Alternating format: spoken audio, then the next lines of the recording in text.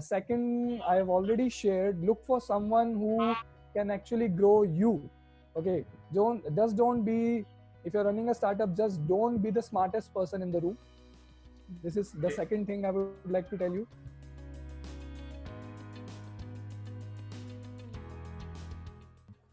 Hello everyone, we have with us the founder of Postino Consultants, Ankit. So Postino Consultants has been in the business of providing the best human resources out there to the very big companies. So Ankit, what would you call yourself? Would you call yourself a founder, a CEO? Uh, Basically, I call myself a founder. I am the director. I am actually, I'm the business head. I'm driving the business. Yes, So you are handling multiple posts out right now. exactly. Multiple posts. Okay. So how did your journey started? Tell me about that.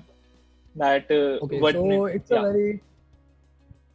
so it's a very interesting thing. So when I joined the first year of my BTech, so Hmm. since then I was very interested in startups. So I used to attend startup meets. I used to go to a lot of different meetings. I used to network with a lot of different students like myself from different colleges. Hmm.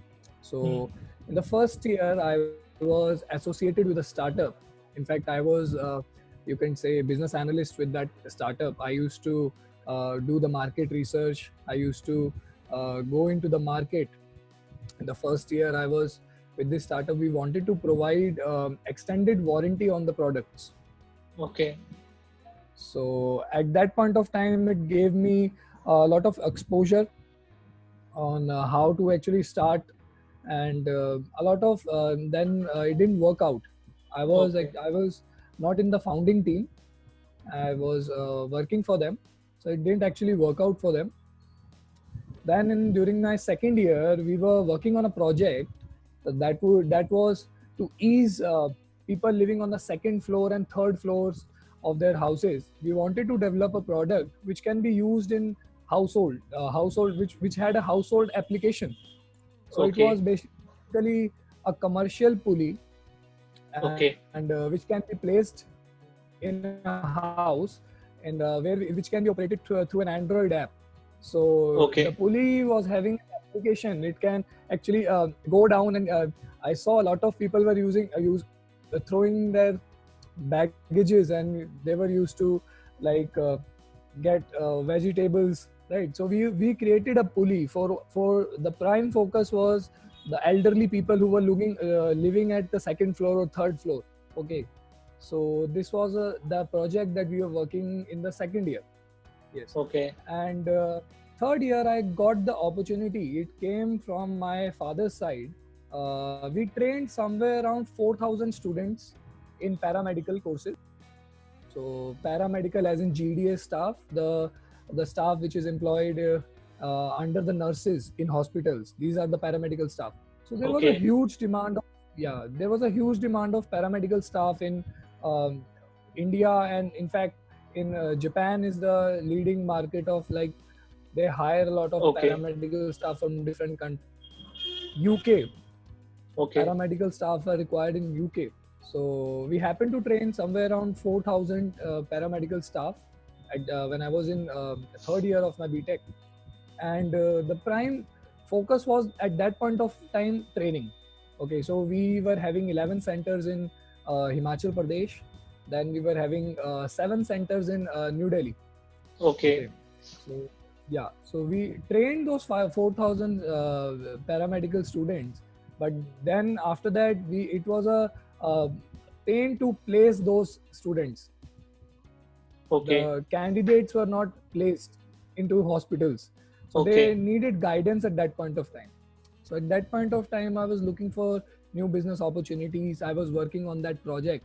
So I thought it was, I started researching on this, like how can I place these candidates into hospitals, and how can we find new avenues for these candidates. Some of them wanted to go to into foreign countries to work. Okay. So during that point of time, I met some business advisors, and I realized it's a huge opportunity. Like I studied something, and then I came across the HR industry. Then Okay. I realized the HR industry is quite a big industry, and to like there are different services and products in HR as well, which we can start. So at that point of time, we were looking for some investment. Like my father wanted to invest something to actually place these candidates. So I thought of using that investment to start off my own business. So that was the opportunity at that point of time that I don't want it to lose. Okay. Now, for a layman's perspective, if I say if someone wants to start a business of their own, what do you think is a usual investment? matlab, how much investment do you think someone should have, or do you think it just depends upon the type kind of business, or what do you think is a good amount? If you have this much amount, you should start something of your own. Do you think? See, if you want to know from someone what should be the amount, you should not start. You are not ready for that. Okay. Okay. So first of all, you have to decide what should be the investment. So, like, if I talk about like in 2018, I had some opportunities of some investment. So I thought someone was investing somewhere around 20 lakhs in my business, Okay. and that was a really good amount at that point of time. But brainstorming that, I if I had that kind of investment at that point of time, I would have lost all that. Okay. So yeah, before you have done your research, before you have actually started the business, you don't know what kind of investment will you require. So Okay. start first, and then it will come to you that how much investment do you require. Okay. So you are saying that don't find these answers right now till you haven't done your Exactly. research. You might need Exactly. different amounts of investment at different stages of the business, right? Okay. Exactly. And what has been your biggest learning so far in the business you are running? Biggest learning, I can't prioritize, but there are a lot of learnings. Okay, so I happened to read this post. I was struggling with something. I was struggling with growth recently. So I Okay. happened to read this post on Quora, and it struck me, and I realized that this was the biggest mistake and this was the biggest learning until now. What was that? So the post, yeah, it was if you are the smartest person in the room, Hmm. if you are the smartest person in the room, then you are doing it wrong. Then your company won't make it big. Okay. And it was always the case. It was always the case because in a startup, you are the manager, you are the marketing guy, you are the sales guy, you are the operations guy, you are the CTO of your own company, you're managing the finances, you're doing everything. Okay, and in startups, you don't have a big budget to actually hire someone with expertise and experience. Okay, so Okay. you're always you are the man, you're the go-to man in a startup. You are always with a lot of energy. You're always you are someone who is with all the brains. Okay, Okay. and if you are working in a startup, you want to excel in it, hire someone smarter than you. Hire someone Okay. smarter than you. Yes. Okay, that makes sense. And obviously, you are managing so many number of people. How do you feel? Like you are at an age of 23 only, right? 23, 24. Mm-hmm. So how does it feel like? Do you sometimes get cocky? How do you handle that? I have talked to my other friends, and they sometimes deal with these issues. How do you manage that?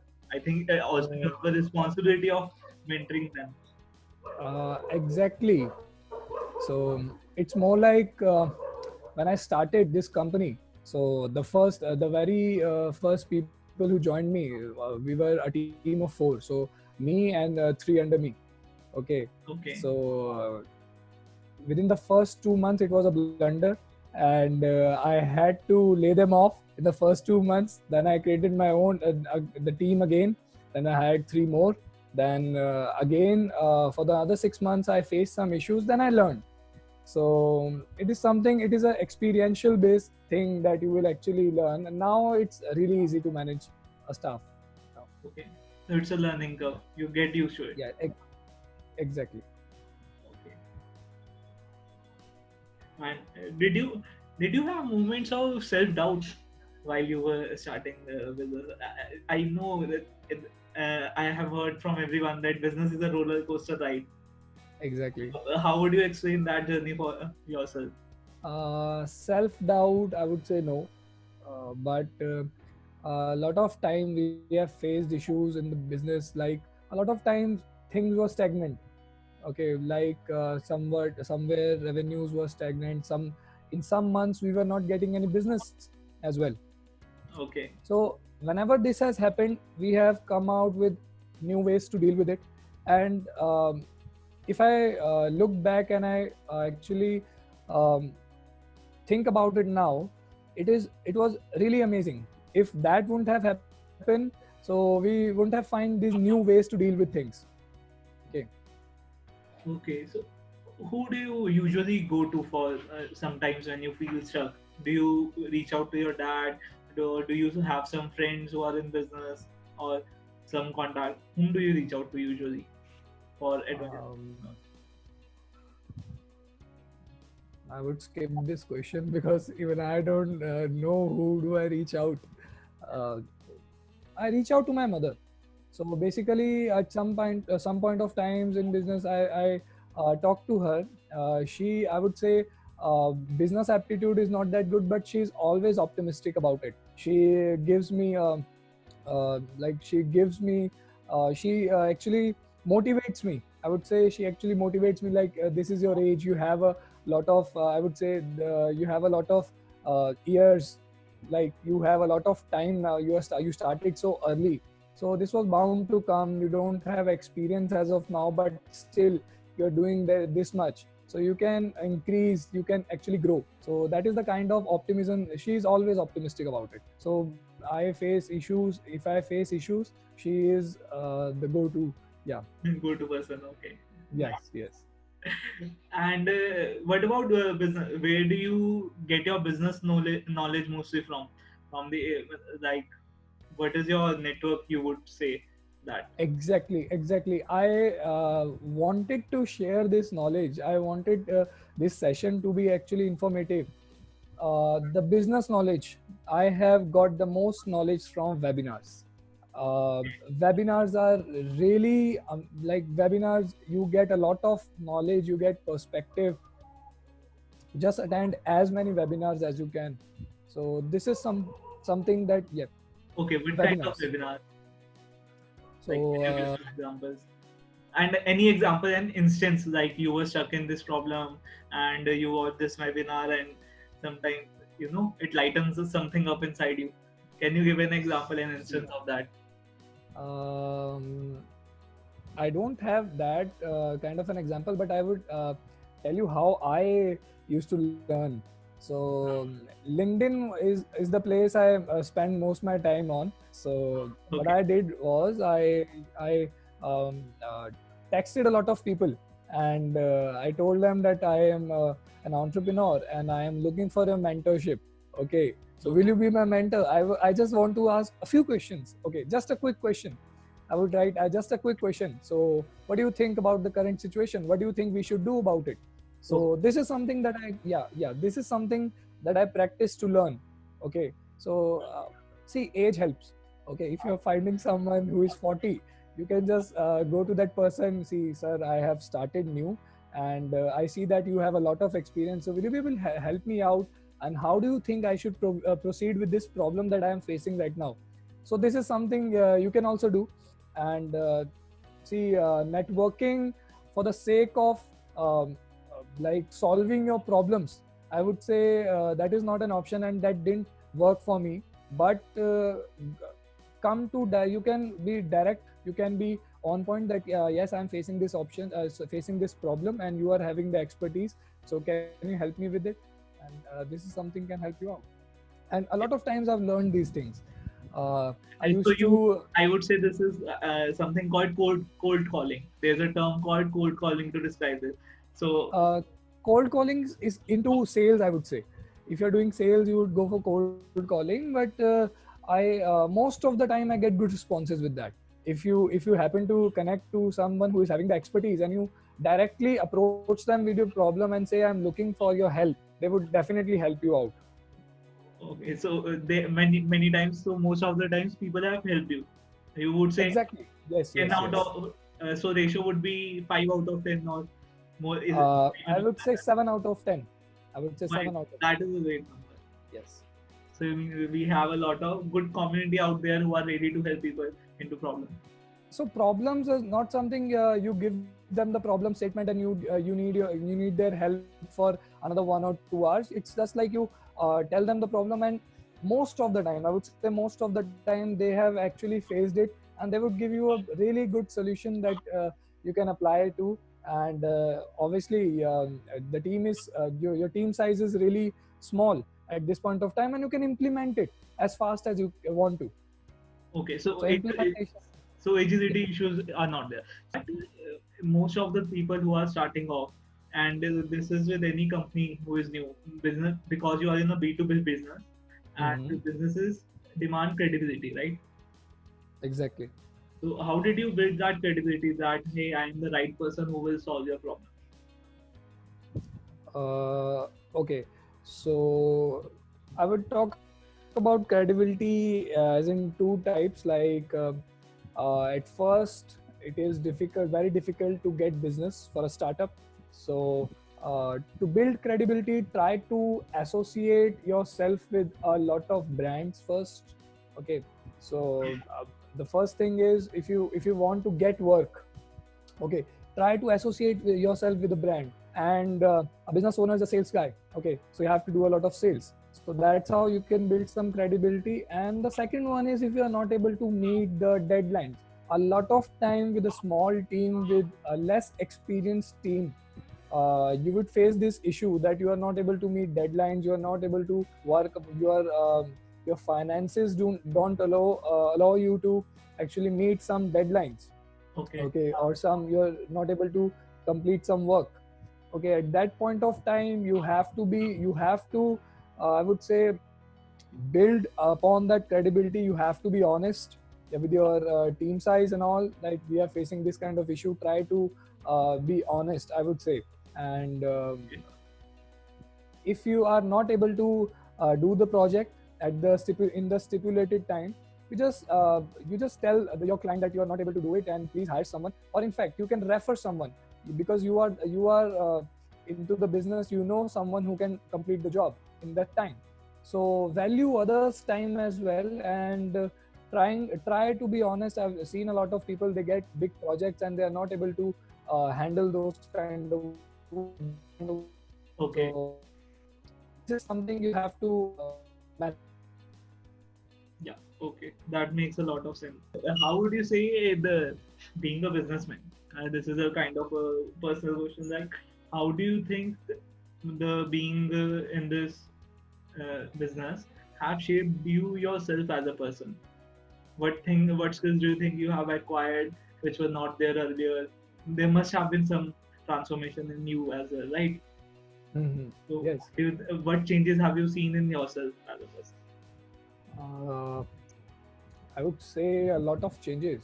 If earlier, if you are in a room, and earlier, if when I just like when I was in the college, when I was studying, at that point of time, if I were in a room, and this point of time, if I am in the room, so I have a lot of knowledge.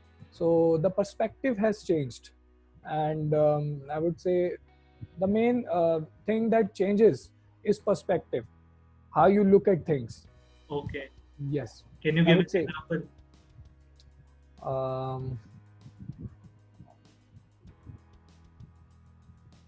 Okay, yes. When I was in during my college days, I used to think that if I have a excellent idea, okay, if I have an excellent idea, so that is something that I require to start a business.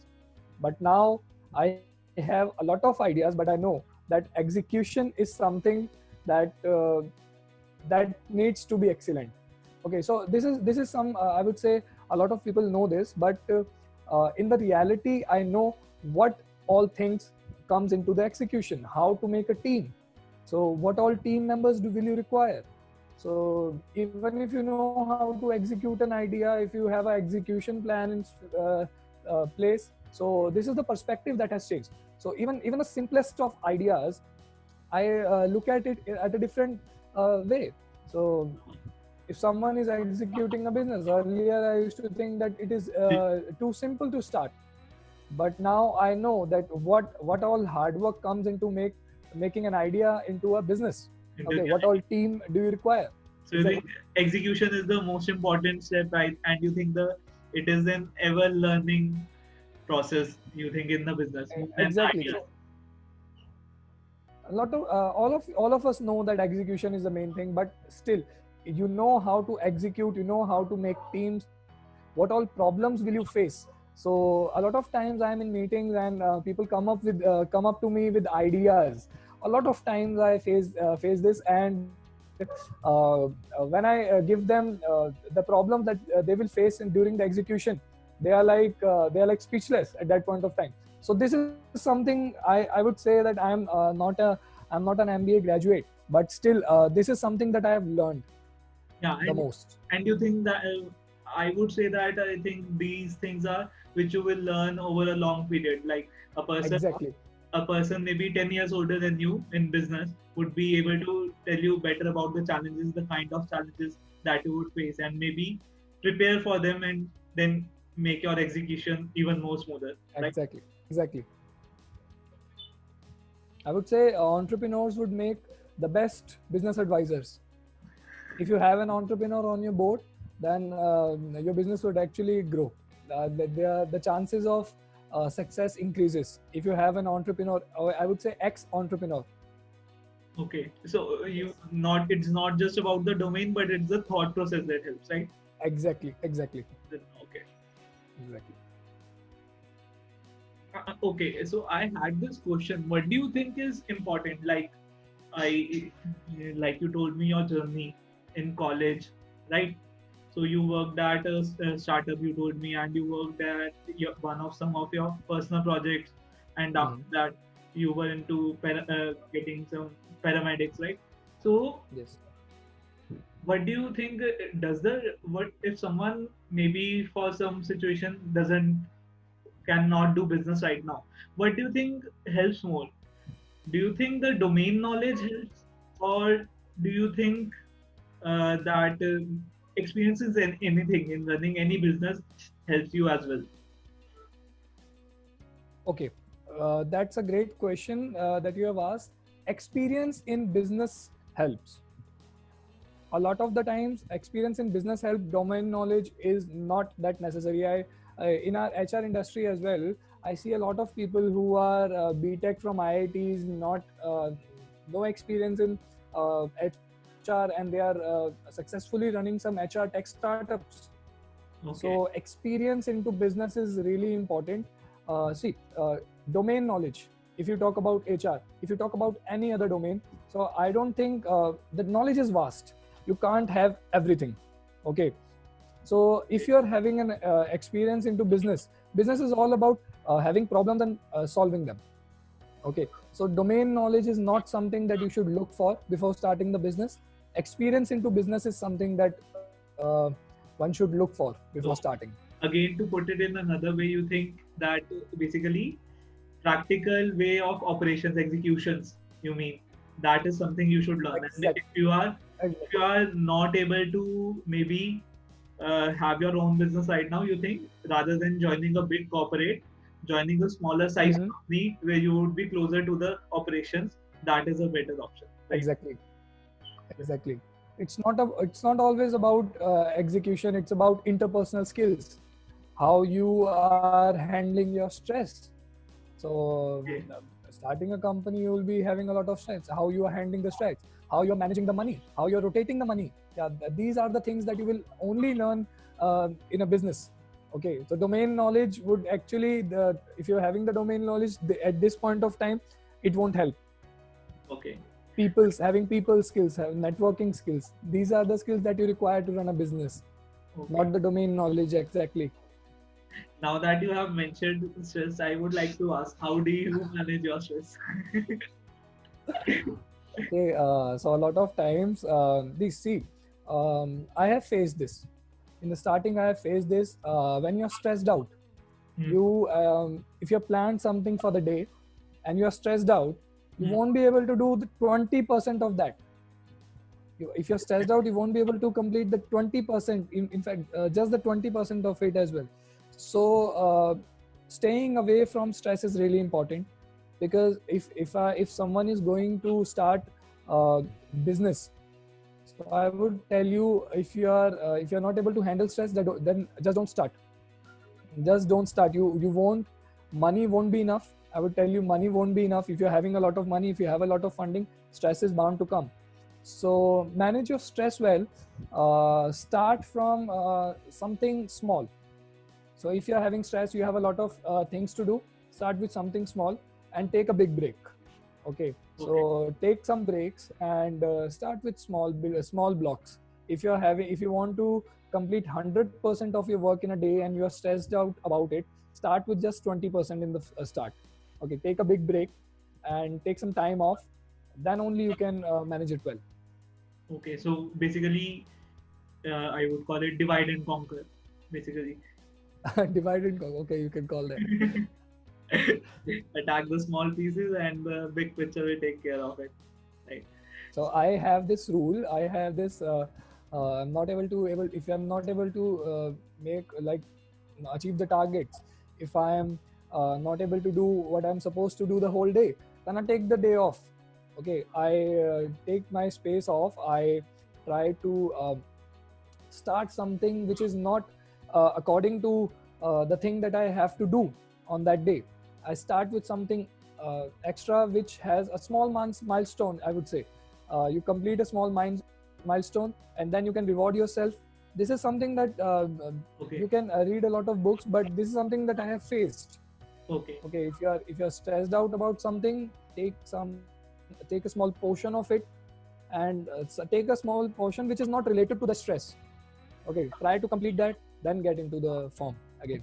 Another question that comes with this is that what is your strategy of executing tasks? Like, if I ask that, let's say if you have 5 6 tasks and you know what kind of effort it requires, would you pick the easy wins first and do so that it gives you confidence for the day and your day goes good, or do you think you pick the hard ones first?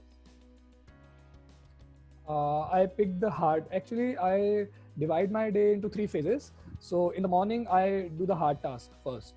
Okay, then in the afternoon, I just do mailing stuff and all, which doesn't require any kind of, I would say, brain work or something. Cognitive effort.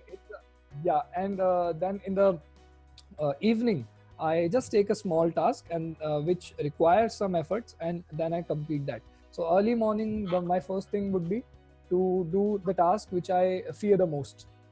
Okay. Yeah. And when do you plan your day? Do you plan in the morning or do you plan a day before in the evening? How do you plan it? Okay, so if I'm trying to execute something, okay, so this is a really good question. This is something that I worked upon. Okay, so if I am planning to do something new, if I'm trying to train new resources, okay, and I plan on doing it in a different way, okay, so I'll start my day early. Okay. I ask them to join at 8 a.m. Okay. Okay, rather than 10, I ask them to join at 8 a.m. So at that point of time, I make a lot of mistakes.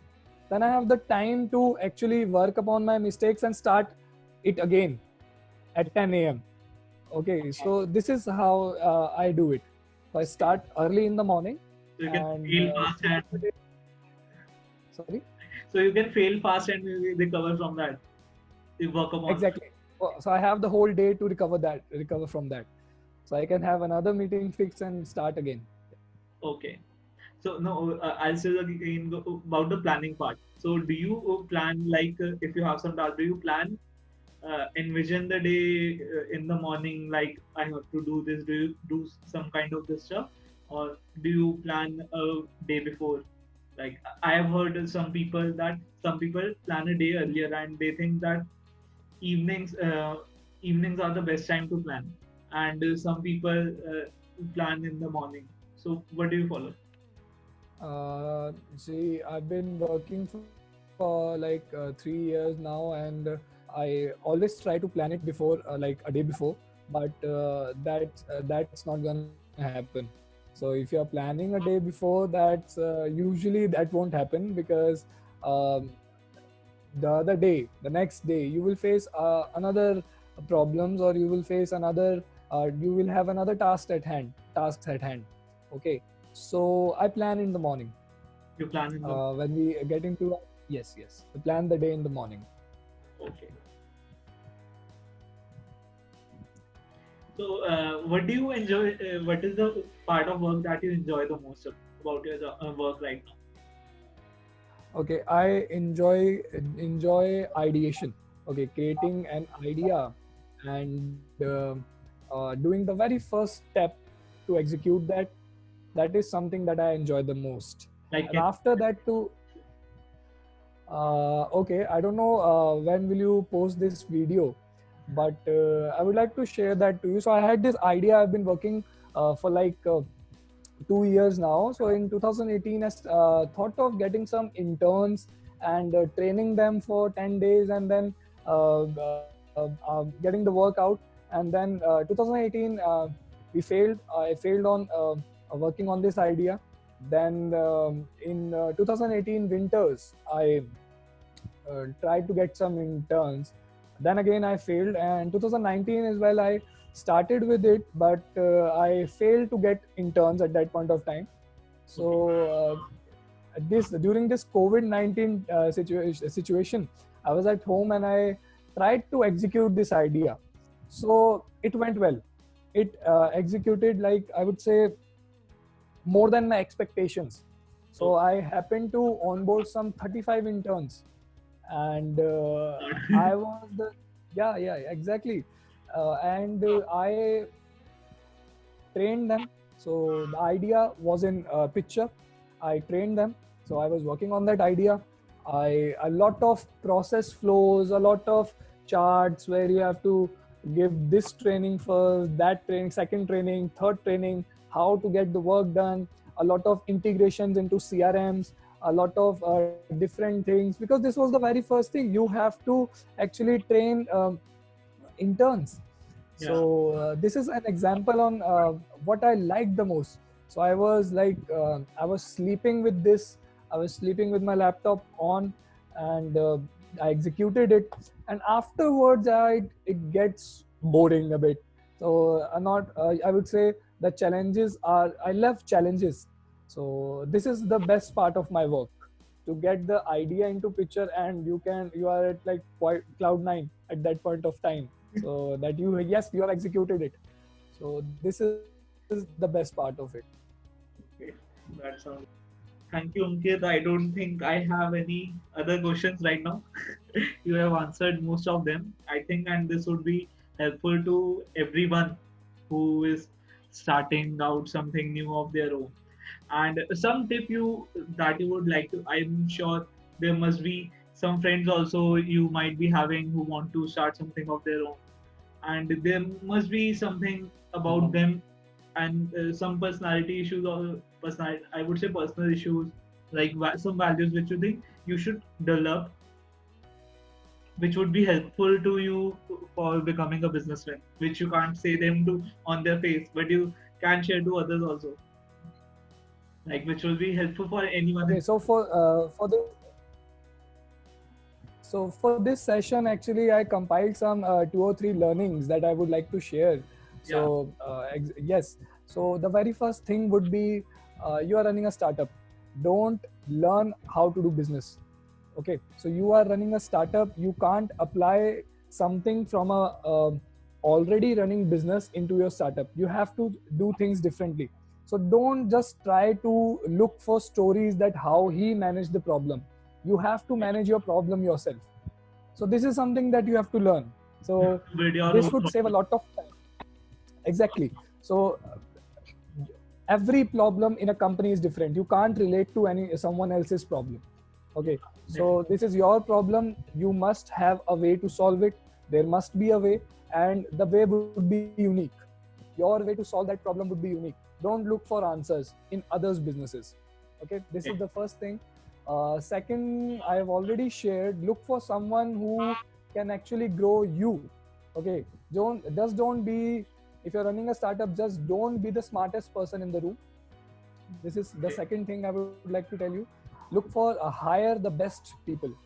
Okay, and don't follow other companies' criteria to look for someone who is just look for someone who can manage the uh, responsibility of a startup, who can manage the targets well, and who is keen to learn. And try searching for that person. Don't stop for less. Okay. Okay, this is the second thing.